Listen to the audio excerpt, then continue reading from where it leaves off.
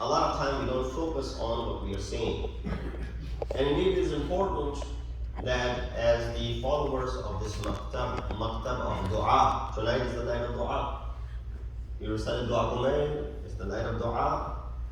And to know what we are saying in these adhiyyah. Because our maktab, our madhab, if it was called madhab of dua, it would not be an understatement. Our ma'asumeen taught us how to speak to Allah subhanahu wa ta'ala. They taught us how to communicate with Allah subhanahu wa ta'ala. And in these nights in which when we are, entering into the month of Safar, tonight is the last night, the night of 30th, tomorrow will be the 30th of the month of Muharram al-Haram, and Saturday will be the first. That when we are on this last few nights, we realize that this is the time when Ahl-e Haram are making their way into Balad al-Sham. And Sham is the place which our fourth Imam reminded often, remembered often. And whenever someone came to give condolence to Imam would remember Sham. And this is the Imam who then used this unique method of propagating the deen and the madhab. He's not someone who sat idly that after this has happened, Karbala has taken place, and now I don't have any family, friends, everyone was killed in Karbala. Now I don't have the pulpit, I don't have the mimbar, I don't have the masjid, I don't have, my companions, because everybody pretty much was killed in Karbala. Imam does not sit idly. Imam does what is called an inqilab after the inqilab of Karbala. And that is where, within the 10-15 years time, after 61st year after Hijrah, the events of Karbala, by the 74-75 years after Hijrah, Imam's position was similar and stronger, as you could have not have imagined. And that is the reason in the year 95 when this Shahada takes place, the entire city is there with this Shan and Shawkat for his Janazah. And that is the work of Zayn al-Abidin. That is why he is known as Sayyid al-Sajidin. That is why he left this, this gem with us that is considered to be Zabur Ali Muhammad, which is considered to be Injil Ahl-e-Bait, and that is none other than the book known as Sahifa Kamila or Sahifa Sajjadiyah. So it is a dua that Imam has used to go ahead and propagate. Tonight, very briefly as I mentioned, I want to share some insight on this dua that we recite on a daily basis. After the initial segment of this dua, you come to this part where you say, Allahumma inni a'udhu bika min nafsin لا تشبع ومن قلب لا يخشى ومن علم لا ينفع ومن صلاة لا ترفع ومن دعاء لا يسمع. These 5 things, and that's it, inshallah. Because every word that is uttered by a Masoom, no wonder people used to confuse the word of Imam with the word of Allah subhanahu wa ta'ala, because of the hidden beauty in it and immense amount of hidden knowledge in it. Imam al-Asad on this occasion, when he speaks about this, he said, "Oh Allah, I seek refuge from that dua, or rather, I seek refuge from that nafs which does not fear. La yakhsha, or rather, la yashba. The nafs which is not satisfied. Shaba'a comes from being filled. Shaba'a comes from, being satisfied or satiated. Imam is making dua saying, "Oh Allah, I seek refuge from that nafs, which regardless of how much you provide for it, it will never be satisfied." That is the khususiyat of this nafs. That no matter how much you give it to it, it will say what? Hal min mazid. Is there more? And it will want more. And an example is in front of us. That how when we grow, our needs were scanty, our needs were little. And as we grow and we have more and more resources, our needs start to increase as well. Maybe someone who was able to live a life with certain amount of money now cannot even think about it because you and I have expanded our needs. And that is where this nafs comes in, it starts dictating. You know, you've heard a great deal about nufus mentioned in Quran. Nafs ammara, nafs lawwama, nafs mulhama, and nafs mutmain. All of these are different halat of your self. Nafs is basically what? It's a halat. So you have badan and you have ruh. Upon this ruh, there are different halat and conditions. The condition that you want this ruh and your soul to be, you decide. You want it to be egoistic, ammara. You want it to be, doing malamat, scolding, nafs al-lawwama. You want it to be angelic and something which is receiving divine inspiration, mulhama. Or you want it to be mutmain and satisfied. We mentioned that Allah, I seek refuge from nafs which is not satisfied. That's what Imam is saying. But then there is a possibility that you have nafs mutmainna. Ala bi dhikrillahi tatmainnul qulub. Ya ayyatuhan nafsul mutmainna. So that means there is a possibility of satisfying this nafs. And that is where we come to the examples of Ahl-e-Bait alayhimus salam. While they have everything in their possessions, they have the ability to say no to this nafs. And the moment you and I can gain that power to say no to our nufus, that is the day when we have taken control over it. That is the day when we are musallat upon it. Don't let nafs become musallat upon you. You should become musallat upon this nafs. Musallat means that you are the one on the driving seat. Don't let this nafs to be in the driving seat. So Allah subhanahu wa ta'ala, when He speaks about this nafs in the Quran, He gives us these different halat. You and I need to decide which nafs do you want to have when you spend your life in this world.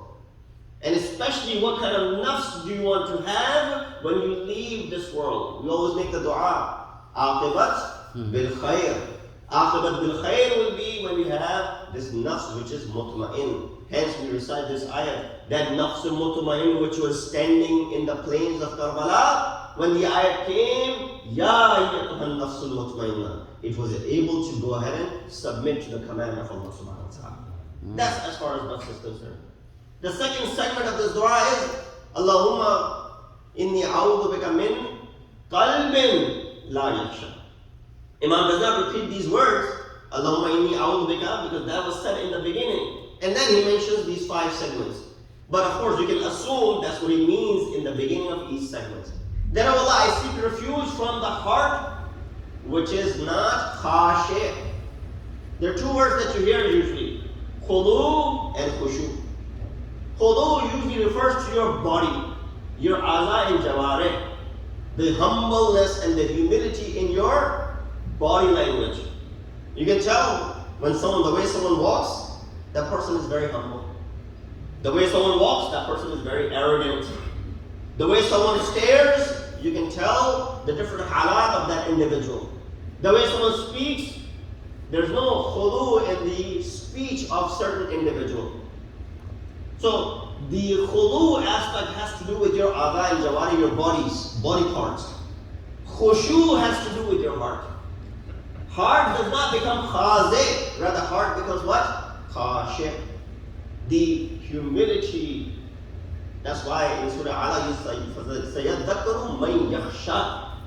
The reminder is for the one who has what? Fear in their hearts. There's khushu in the heart. That is the person who has the reminder set by Allah subhanahu wa ta'ala. So when we speak about this heart of ours, in this reference there's a riwayat from our 60th Imam Jafar Sadiq alayhi salatu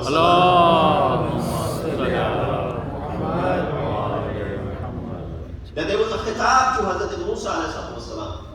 When Allah speaks to Hazrat Musa, He says to him this. He said, Yabna Imran, O the son of Imran, Habli من قلبك الخشوع. Habu comes from hiba. Hiba means gifting. Give me khushu from your heart. وَمِن بَدَنِكَ الْخُضُوعِ, and give me humility, and I'm going to translate the word khushu and khudu the same way. Give me humility from your badan, from your body. وَمِنْ عَيْنَيْكَ الدُّمُوعِ, and give me from your eyes these tears. وَدْعُنِي فِي ظُلَمِ اللَّيْلِ, and then ask me in the darkness of the night. فَإِنَّكَ تَجِدُنِي قَرِيبًا مُجِيبًا. And if you do so, you will find me close to you, and you find me responding to your dua. What is being asked? From the heart, khushu. The two reasons why I recited this hadith. One, it proves the fact that khushu has to do with your heart, and khudu has to do with your body. That's what Allah subhanahu wa ta'ala is saying to Hazrat Musa. Oh Musa, this is what we want from you. We want your heart to have khashiyat and fear of Allah subhanahu wa ta'ala. We want your body to have the fear as far as the khudu of Allah subhanahu wa ta'ala is concerned. We want your eyes to have dumu, meaning the tears. Does that mean that you become someone who's bakka'in, meaning crying all the time? That's not what it's meant. But should not become so stern-hearted that you're unable to shed even one tear. You know how sometimes people become so stiff-hearted that they can't even shed one tear. You're hearing the heart-wrenching masaib of the shahadat of Imam Hussein, and yet you're unable to shed tears. Maybe you internally shed tears. Maybe they don't come from your eyes. But Allah subhanahu wa ta'ala is asking Hazrat Musa to shed tears. That is what I need from you. You combine these three things in the dark of the night. Meaning what? When it's dark at night time, you have the khashiyat, you have the khudu, and you have the tears coming from your eyes, and then you make dua to Allah subhanahu wa ta'ala. You'll find him qariban mustajaban, mujiban. You'll find him close to yourself, and you'll find him someone who is responsive to your dua as well. So Imam said, and Abi Ja'far, our fifth Imam, Imam Muhammad Baqir, one of the reasons why your hearts become hardened, one of the reasons why your hearts become stern, qasabat qalbi, Imam gives this reference to Jabir. He said, Ya Jabir, Iyaka wal ghafla. Beware of heedlessness, ghaflat. Why? فَفِيهَا تَكُونُ قَسَاوَةُ الْقَلْبِ. Because when you become ghafil, that's when your hearts start to become stiff. And they start to become stern. Ghaflat is something which leads insan to qasawat qalbi. And once the heart is qasiyul qalb, when the heart becomes qasiyul qalb, what happens then? Then of course there's no asar, there's no effect of regardless of what is being said to this heart.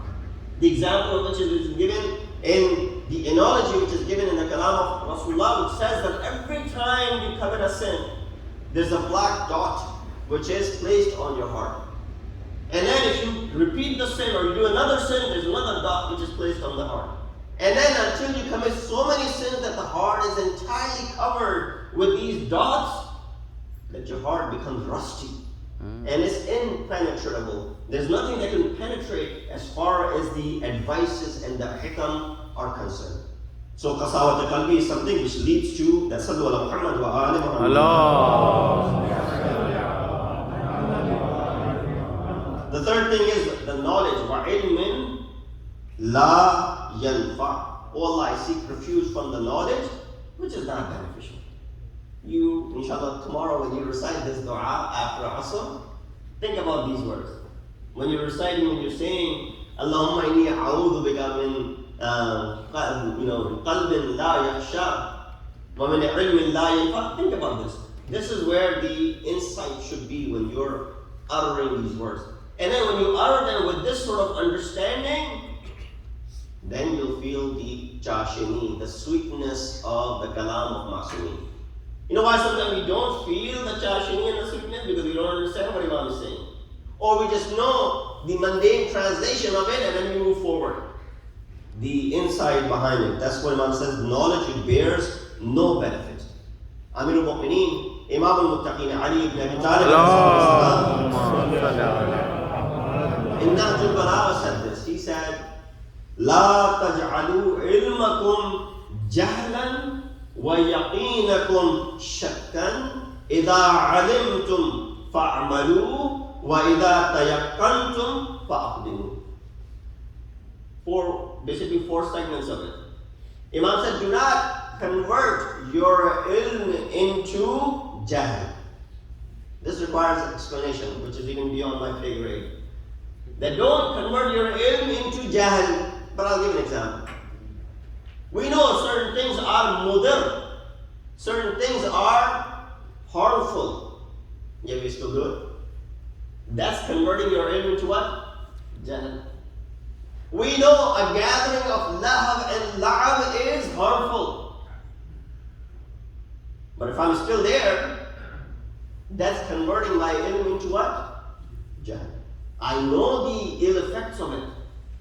Certain things that I may eat, I know the ill effects of it. I know this is doubtful meat, I should not consume it, but I still go ahead and do it. There will be effects of it. Or anything that you can think of in this world. While knowing the harmful aspect of it. And it says on big bold letters on the pack of cigarettes, smoking kills. Yeah, I still do it. So that means what? That means I have the knowledge. I'm not denying what it says on it. I just converted my ilm into jahl, ignorance. So Imam said, don't convert your ilm into ignorance. وَلَا يَقِينَ وَيَقِينَكُمْ شَكًّا. And don't convert your yaqeen, that place where you have conviction. Don't create doubts about it. And this is where the punchline is. Imam says, إِذَا عَلِمْتُمْ, when you know something, فَعْمَلُوا, then act on it. وَإِذَا تَيَقَّنْتُمْ, and if you have yaqeen on something, فَأَقْدِمُوا, then proceed with it. Don't stay back. Now you have yaqeen, you have conviction that this is the way it should be. So I'm still debating whether I should go or not. You have made the yaqeen. You are at that place of yaqeen and tayaqqun. Now don't step back. So knowledge insan acquires, it spends years acquiring this knowledge. But it's still, after acquiring all this knowledge, you can still be called ignorant. Shaitan was very knowledgeable. Qawm Aad, Qawm Thamud, Qawm Fir'aun, they were very knowledgeable. Quran actually talks about their achievements. The cities that they were able to make in Surah Fajr, when it talks about what happened. Their jahl and their ignorance and their heedlessness. Iyaka wal ghafla. Remember the call of Imam? Iyaka wal ghafla. Beware of being ghafil and heedlessness. Why? It leads to qasawat qalbi. Makes your heart stiff. And that's what happened to Qawm Fir'aun, Qawm Aad, Qawm Thamud, and that's the reason for their destruction. Number 4. O Allah, I seek refuge from salatin la turfa. This is entire subject on its own because it's talking about salat. Something which we do every single day. The literal translation is what? Turfa means rising. Rafa'at means to rise. O Allah, I seek refuge from the namaz, from the salat which does not rise. Then why is it that I'm praying if it's not rising? No, salat is bound to rise. You have taken the air out of it. A balloon, as long as there's air in it, it's going to go up. The moment you take the air out of it, it's going to fall to the ground. A ball, you put air in it, it'll float on water. And take the air out of it, it'll drown to the bottom. Guess what? This world is dragging us down while this nafs is trying to take us up.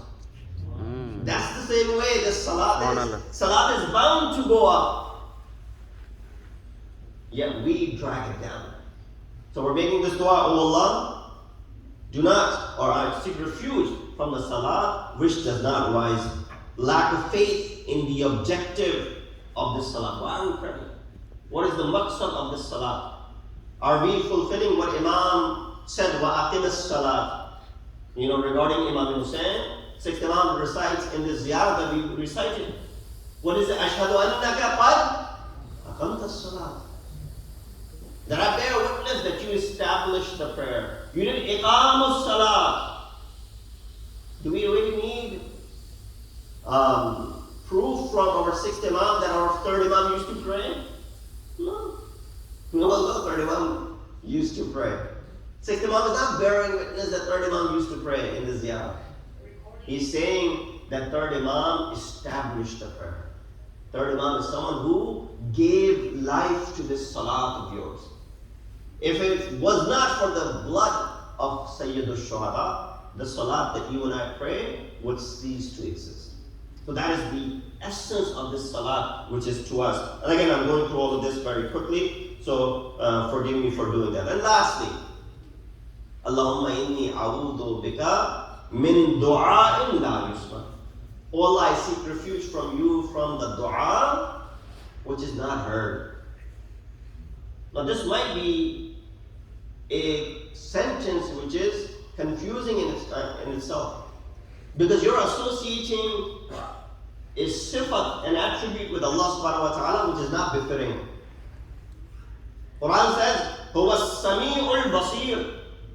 Allah is what? Sami' and basir. All hearing and all seeing. The riwayat or dua says what? I seek refuge from the dua which is not heard. Heard by who? You? Heard by my neighbor? Heard by my parents? Heard by my spouse? My children? No, heard by Allah subhanahu wa ta'ala. I can care less who heard my dua in the public. I want Allah to hear my dua. But how is it that Allah, who is Sami'un Basir, the dua is saying, oh Allah, I seek refuge from the dua which is not heard. You recited dua, go ahead. Maybe you didn't pay attention. Imam mentions the dua which is not heard. What does he say? He says, Allahumma aghfir li ad-dunub allati tahbisu ad-du'a. Allah, forgive the sins which become an obstacle in the acceptance of this dua. For some matter to leave this building, you have to physically take it out of the building. It's not going to go on its own. It has to be taken out. My voice does not need to be taken out because voice can travel beyond this wall. But something which is physical, you have to take it out. Imam is saying, in this sense, this dua becomes sort of physical, materialistic. It will not reach Allah subhanahu wa ta'ala if there are some impediments. If there are some obstacles in the middle, then this dua will not go to Allah subhanahu wa ta'ala. Who's Sami'un Basir, by the way? It's not that Allah subhanahu wa ta'ala is turning off his ears and not listening to you. No, dua does not have the work of rising and reaching the bargah of Allah subhanahu wa ta'ala. And that's why it continues to mention in Quran, Udu'uni astajib lakum. You have to ask in order for Allah subhanahu wa ta'ala to respond. So therefore, some of the things which lead to this dua not being accepted is luqmatul haram. When you consume something haram. When you, one of the things that become an obstacle is zulm. One of the things that become an obstacle is sinning. When you look up onto the sky, you want to see the sun, but you're unable to see the sun. There are one or two reasons why you can't see the sun. Why? Because there's clouds on the sky. They are becoming what? This obstacle in you seeing the sun. Or maybe there aren't any sky. There aren't any clouds in the sky. Sun is visible for everyone. You can't see it because your eyes are shut. Or you have lost eyesight. There's no other reason why you won't be able to see the sun. Imam mentioned the same thing. He said this impediment in between, this is your sin and this is your zulm. These two things become the reason why your dua is not heard by Allah subhanahu wa ta'ala. But this Imam of ours, he spent his entire life teaching us how to make dua. That's the reason when Imam was entering the city of Sham, Dimashq, Imam ﷺ encountered numerous problems. One of the problems that Imam had to encounter is that he was traveling with the women and the children. And then the entire city was present to go ahead and witness how miserably they were being brought into the city. In fact, the city was prepared for their arrival, not in a sense that they were expecting them and giving them a well reception. Rather, they were waiting to go ahead and humiliate them. One of the companions of Rasulullah, by the name Sahal ibn Sa'ad, when he has come back from performing Hajj, he comes through Baytul Maqdas and he enters the Balad al-Sham. He sees that the entire city has been decorated. He says, "O people of Sham, what is it that in this month of Safar you are celebrating? Is there an Eid that I am unaware of? Is there a festival in your community that I am unaware of? Then why are you all dressed up so nicely? Why the entire city is decorated? What is happening?" They responded by saying, "Do you not know Khalifatul Mu'mineen and Muslimin has ordered that the city must be decorated, that people must dress as they do on the day of Eid, because this is a victory for him." He said, "Who did he beat and who did he defeat?" He said there was a rebel in Karbala that he was fighting and he defeated him. He said, "Who was that rebel that he was fighting?" Then he heard the name. He said he was fighting Husayn ibn Ali. Upon hearing this, Sa'ad could not believe his ears what he had heard. He could not understand and fathom and comprehend as to what was happening. All he could think about is Hussein, son of Fatima, the daughter of Rasulullah, and they are calling him to be a rebel. What has happened to this world? He said, "Where are they coming from?" He said, "Hussein was killed in Karbala. His son and his women folk are being brought into Damascus." He said, "Where are they coming in from?" He said, "They're coming from Babu Sa'ad." And Sa'ad reaches the door known as Babu Sa'ad. When he arrives, he could not believe his own eyes.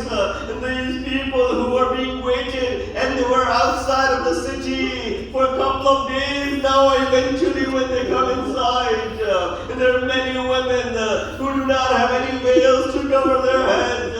They're hiding their faces with their own hair. And then next to that are the heads of the Shuhada raised on the spears. And Sa'ad could not dare look at any of the female members.